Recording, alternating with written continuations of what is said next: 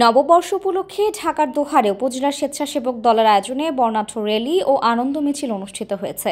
সোমবার সকালে উপজেলার জয়পাড়া বড় মাঠ থেকে মিছিলটি বের হয়ে প্রধান সড়ক প্রদক্ষিণ করে কালেমা চত্বরে এসে সংক্ষিপ্ত সভার মাধ্যমে শেষ হয়। উপজেলা স্বেচ্ছাসেবক দলের সাবেক সাধারণ সম্পাদক বিকাশ সরকার ও স্বেচ্ছাসেবক দল নেতা খলিলুর রহমান খলিলের নেতৃত্বে মিছিলে প্রায় ৫ শতাধিক নেতাকর্মী অংশ নেয়। আগামী দিনে স্বেচ্ছাসেবক দলকে আরও বেশি শক্তিশালী করতে ঐক্যবদ্ধ থাকার অঙ্গীকার করেন বক্তারা।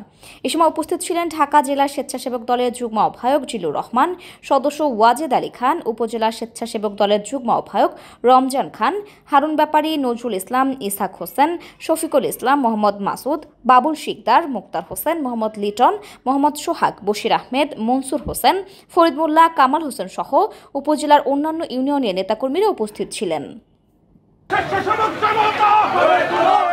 আমরা সবাইকে নিয়ে একসাথে ঐক্যবদ্ধ হয়ে কাজ করতে চাই।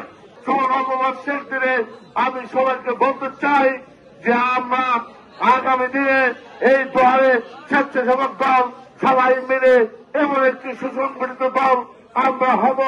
দোহারে স্বেচ্ছাসেবক দল হবে সারা বাংলাদেশে।